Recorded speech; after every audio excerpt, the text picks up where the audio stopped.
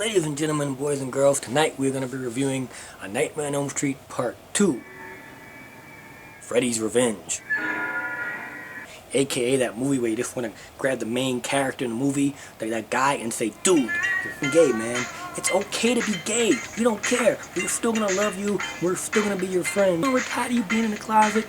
We want you to be happy with your life. Just be a gay guy. We don't give a fuck. There's a lot of gay subtext in it. I mean, it's kind of become infamous for that. I love that. I think that's really awesome. I think it has a whole new layer in the movie. You know what I mean? And it's debatable on whether the filmmakers meant it or not. The director says he didn't mean to. The main actor, the kid that plays Jesse, says he didn't mean to. Robin England has gone on record as saying that it was totally deliberate. Who the fuck knows? Who the fuck cares? There's no doubt that it's there, though. And you want to sleep with me? Naked. Something is trying to get inside my body. But I think that's great. I think that's what makes it cool.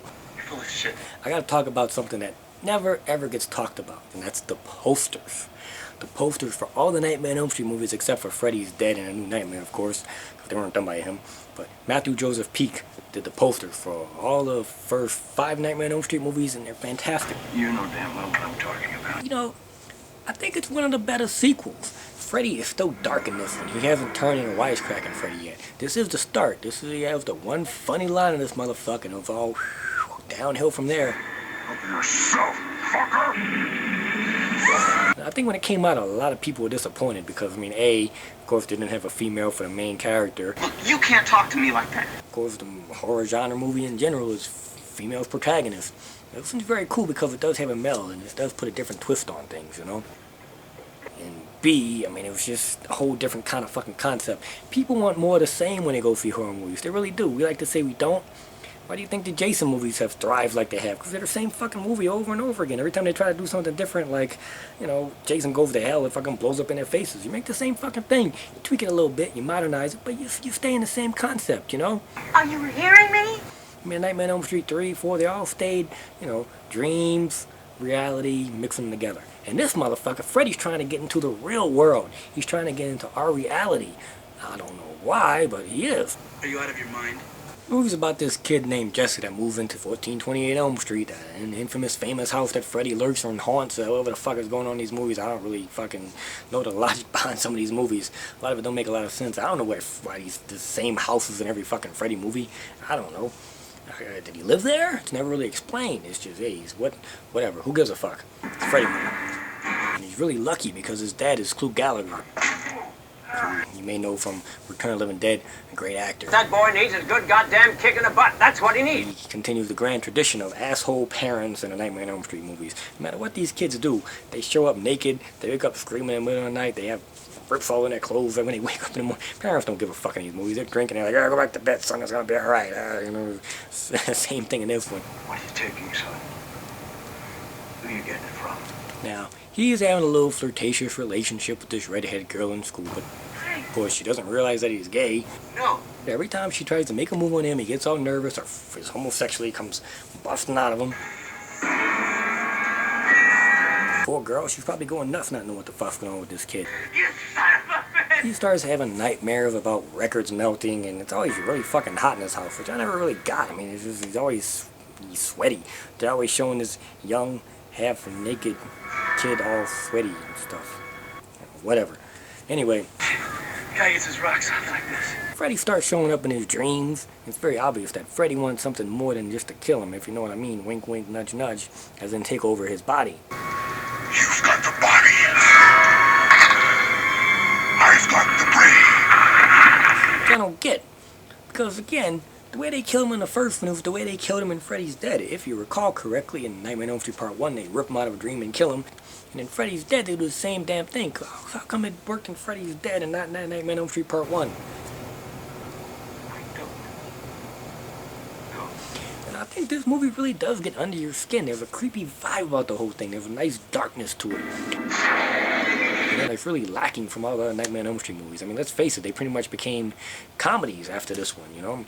I mean, Nightmare on Elm Street Part 3 is a really great, fantastical movie, but I mean, it's still funny, you know? It's almost made to be funny. There's punchlines in it. Even the kills are funny, you know? I mean, not this one. You know, this one, Freddy's a vicious motherfucker. course, Jesse makes friends with Grady. I love this guy. I think he's pretty cool.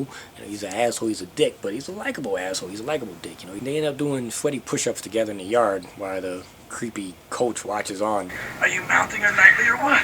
Before you know it, Jesse's wandering the streets at night, going to gay bars. And he has a scream in this movie too, man. This kid can. I can't do it. I got babies asleep. Motherfucker. Yeah, if the girlest scream I ever heard in my life. So you got toasters exploding. You got birds bursting in flames. Things are going fucking weird. So what do? You throw a pool party, of course. Hey, now cut that out. Eventually, you gotta do the whole thing where somebody watches over somebody else while they fall asleep. Classic staple of the Nightmare on Elm Street movie. I need you to let me stay here tonight. Are you out of your mind? As we all know, it never fucking works out. If your friend ever asks you to watch over him while he sleeps, don't do that shit, because you're just gonna get fucking killed. What the fuck's wrong with you, dude? And boy, does Grady get killed. Right after this awesome transformation scene, which is pretty cool, you know? I mean, it's great special effects. This is before Nightmare on Elm Street really became known for the special effects movies that they do become. And after a while, they do become special effects movies. I mean, it's just special effects, set piece after set piece after set piece. This was kind of the start of that again. With eyeballs screaming in the kid's mouth when he busts out. Pretty cool. There's this shit, which is really great way to show somebody getting killed by Freddie.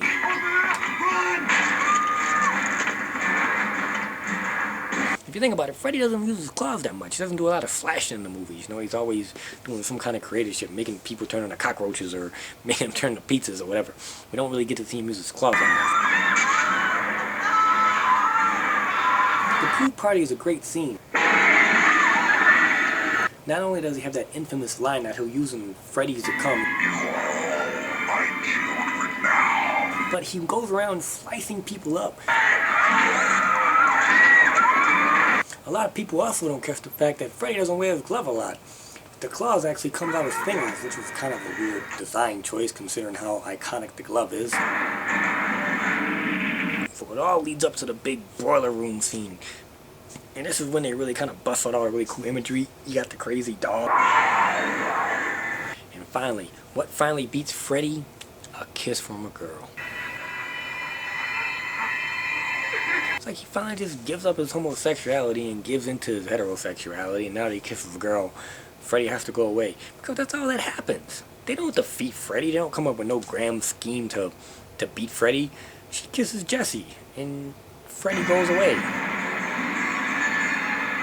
Of course, he doesn't really go away because there's always a little big twist ending. It's okay. It's all over.